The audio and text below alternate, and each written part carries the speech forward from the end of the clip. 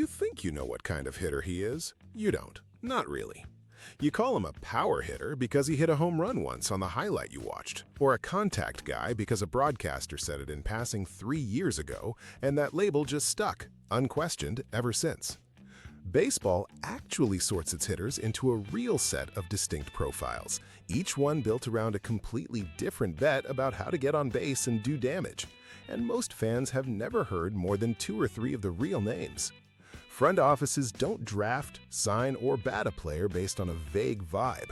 They're sorting him quietly into one of a handful of specific boxes, and every decision about where he hits in the lineup, who he faces, and how long his leash is comes straight out of which box he landed in. 9 archetypes, worst kept secret to most misunderstood. Let's fix that. The Five-Tool Demigod. Start at the top with the archetype that barely needs explaining because it barely exists. A 5-tool player can hit for average, hit for power, run, field, and throw. All 5, all at an elite level, all at once. It sounds like a checklist. In practice, it's closer to a genetic lottery ticket because most hitters are elite at 1 or 2 of those 5 things and merely fine at the rest. And the ones who check every single box become the face of the sport almost by default. Scouts have a specific, almost superstitious respect for this archetype because it's the one profile that shows up on a stopwatch, a radar gun, and a batting average all at the same time, instead of hiding in just one column of a stat sheet.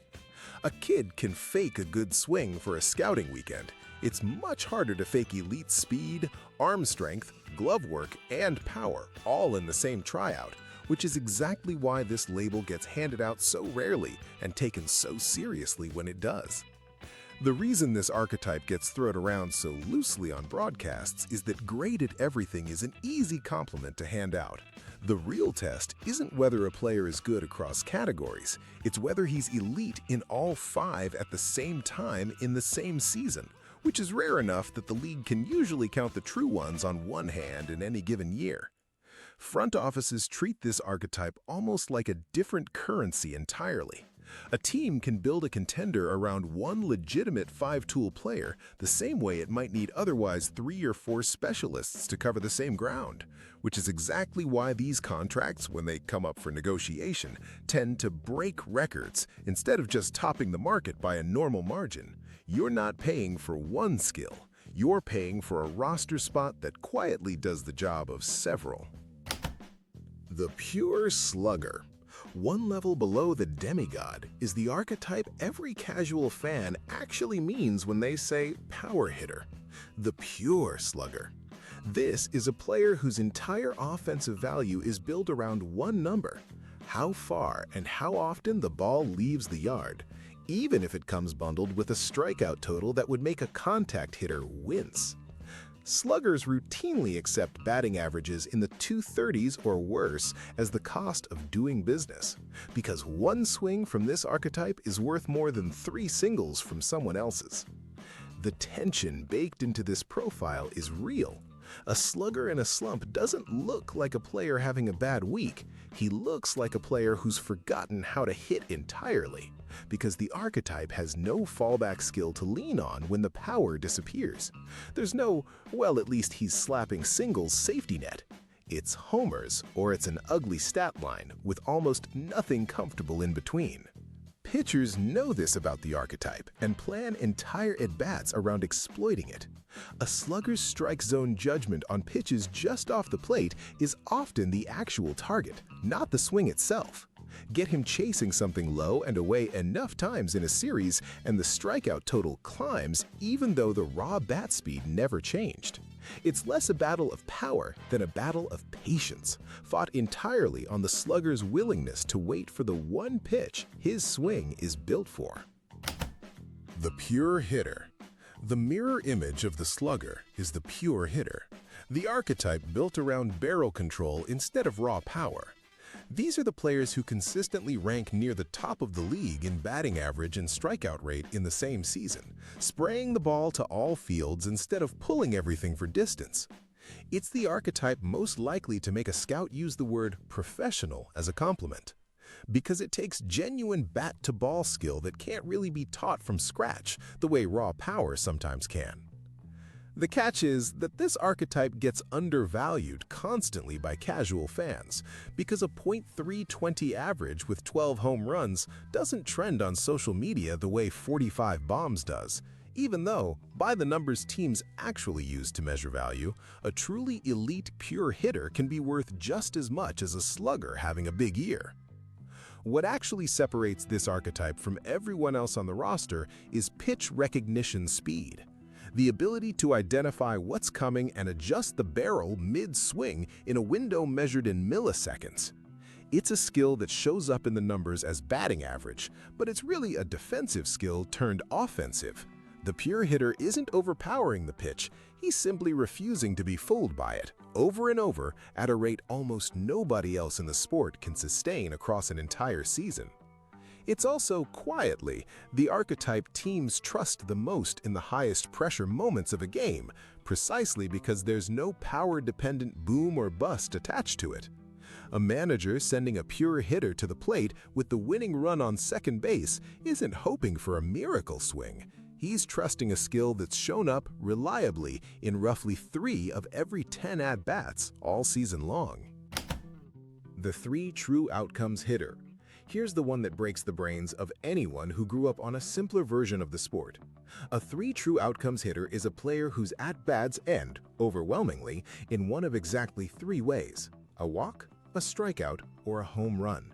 Outcomes where the defense behind him is almost irrelevant because the ball either never gets put in play or leaves the field entirely. It sounds like a joke stat until you realize entire lineups are now built around players who fit this mold on purpose. The irony is that this archetype is, statistically, one of the most efficient ways to produce runs in the modern game, even though it's also the least fun to watch pitch by pitch for a fan who wants to see the ball in play. Analytics departments love this profile. Highlight reels tolerate it. Purists mostly just sigh. The strikeout total is the part that scares off traditional scouting reports, but the modern front office reads it almost as a rounding error. A player who walks 15% of the time and homers 6% of the time can strike out in nearly a third of his remaining at-bats and still be one of the most valuable hitters on the roster because the defense simply never gets a chance to make a play against him often enough for their gloves to matter. Old-school scouts still bristle at the archetype, and honestly, it's easy to see why watching it live. An entire 9-pitch at-bat can end in a called third strike with the bat never leaving the shoulder, and a stadium full of people who paid for a ticket never actually got to watch the ball go anywhere. The archetype wins the box score and loses the in-person experience, which is exactly the trade-off the modern game has decided, on balance, is worth making. The walk machine.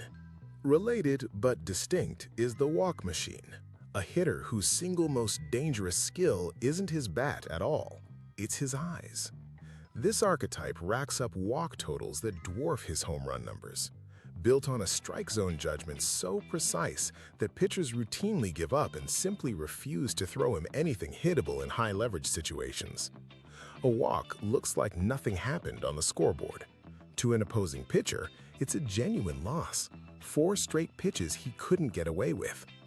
The most extreme version of this archetype can post an on-base percentage that looks almost fictional next to a batting average that looks completely ordinary, and the gap between those 2 numbers is the entire story. It's not that he's hitting more, it's that he's simply refusing to make the pitcher's job easy. Managers love slotting this archetype at the top of the lineup for a reason that has nothing to do with home runs. Every extra pitch he sees is a pitch the opposing starter has to throw before the 5th inning even arrives, quietly dragging a starter closer to his pitch count limit an entire game earlier than the box score will ever show. It's an archetype that wins games in the 6th and 7th inning against a tired bullpen for a fight he technically won in the 1st. The free swinger. Now, the opposite instinct entirely. A free swinger treats the strike zone as more of a suggestion than a boundary, chasing pitches well outside it on the theory that his bat speed and timing can bail him out even when the pitch has no business being hit. This archetype produces some of the most electrifying, unpredictable hitters in the sport, the ones capable of turning a pitch that should be a certain ball into a souvenir in the upper deck. It also produces some of the most frustrating slumps in the sport, because a free swinger in a rut doesn't have the walk machine's fallback of simply not swinging his way out of trouble. He's already committed to swinging. The archetype lives and dies by whether his eyes and his bat speed are in sync on any given night, with very little middle ground in between. Scouting reports on this archetype read almost like a warning label. Pitchers are told explicitly not to bother throwing anything in the strike zone if they can help it, because the free swinger will happily do the damage himself on a pitch 6 inches off the plate. It's the one archetype where the opposing battery's entire game plan is built around daring him to chase, and the frustrating part for the pitcher is how often it still doesn't work. There's a strange kind of respect hidden in that frustration.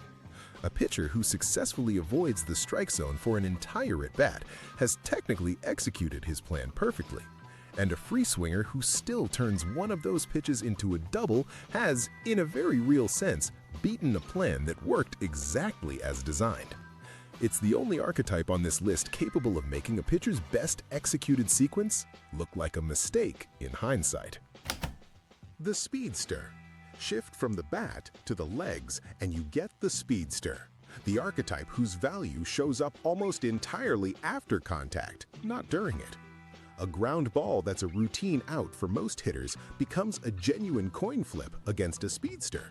And once he's on base, the threat of a stolen base alone can rattle a pitcher's focus enough to change what gets thrown to the next batter entirely. This is the one archetype whose stat line lives the most to a casual glance. A 260 average with a handful of home runs looks unremarkable until you notice the 40-plus stolen bases sitting quietly in the same season. Teams that build lineups around this archetype are usually making a specific bet that chaos on the base paths is worth more than power in the box score.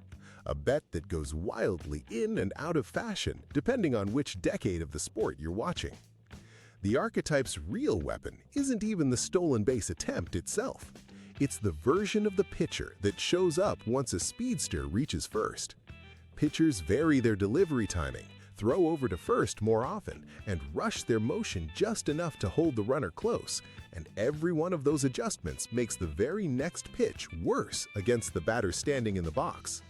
A Speedster on first base is quietly sabotaging an at-bat he's not even part of.